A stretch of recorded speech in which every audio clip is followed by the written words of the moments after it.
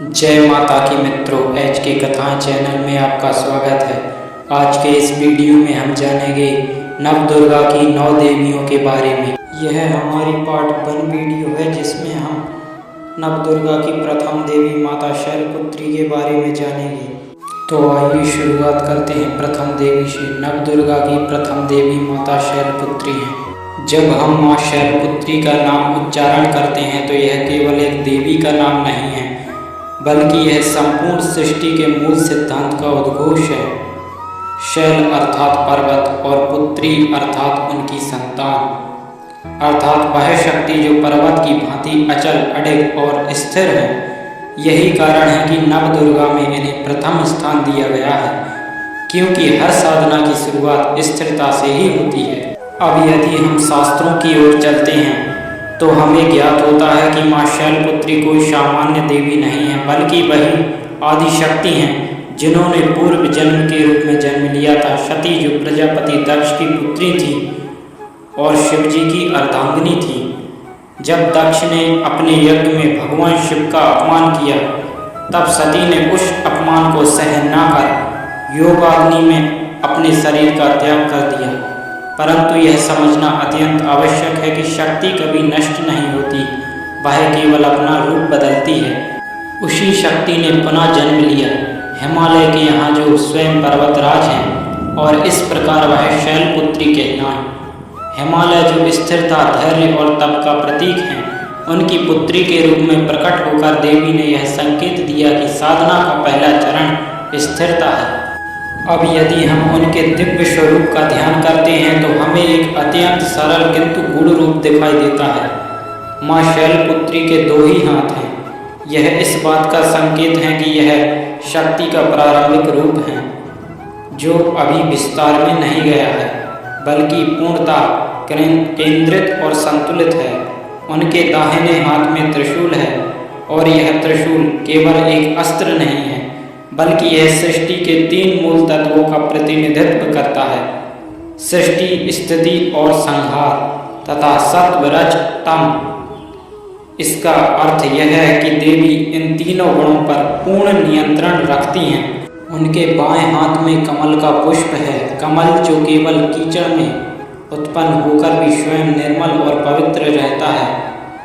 यह साधक को यह शिक्षा देता है कि संसार में रहते हुए भी उसे अपने भीतर पवित्रता बनाए रखनी चाहिए।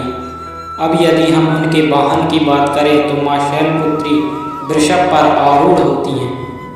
यह वृषभ केवल एक बैल नहीं है, बल्कि धर्म का प्रतीक है।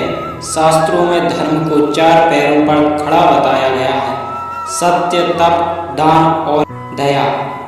यही 4 गुण वृषभ में निहित हैं।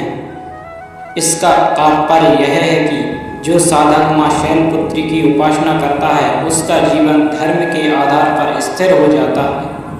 उनके मस्तक पर अर्धचंद्र सुशोभित है।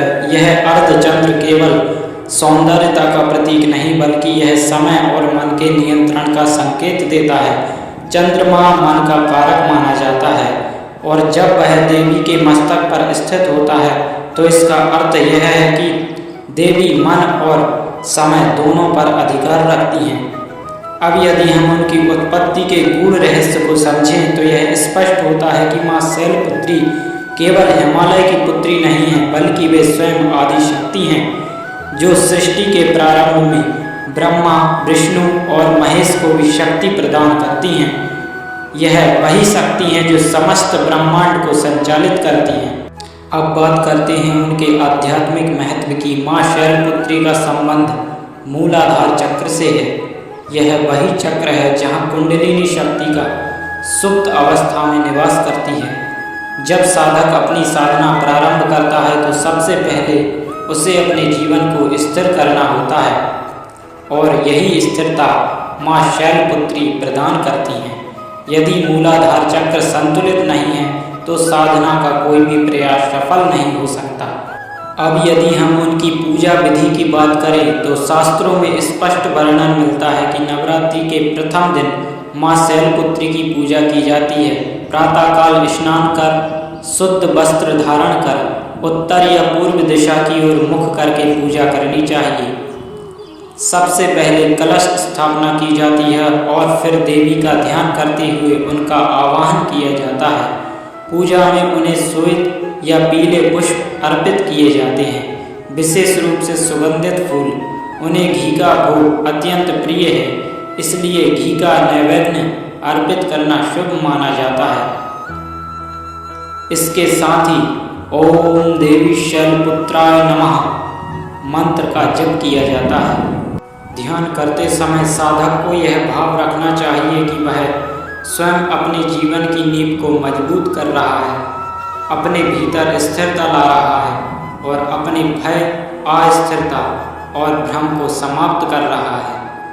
शास्त्रों में यह भी कहा गया है कि जो भक्त सच्चे मन से मां शैलपुत्री की आराधना करता है उसे जीवन में स्थिरता, शक्ति और सही दिशा प्राप्त होती है। उसके जीवन के सभी संकट धीरे धीरे समाप्त होने लगते हैं और वह आध्यात्मिक मार्ग पर आगे बढ़ने में समर्थ हो जाता है। मेरे प्रिय दर्शकों, मां शैलपुत्री केवल एक देवी नहीं है, वे वह आधार हैं जिस पर पूरी साधना टिकी हुई है। जैसे नींव के बिना कोई भवन खड़ा नहीं हो सकता, वैसे ही बिना माता शैलपुत्री के आशीर्वाद के कोई भी साधना सफल नहीं हो सकती। और यही कारण है कि नवदुर्गा की यात्रा में सबसे पहले उनका स्मरण किया जाता है, क्योंकि वही शुरुआत हैं, वही आधार हैं और वही वह शक्ति हैं जो साधक को अंधकार से प्रकाश की ओर ले जाने की पहली सीढ़ी प्रदान करती हैं।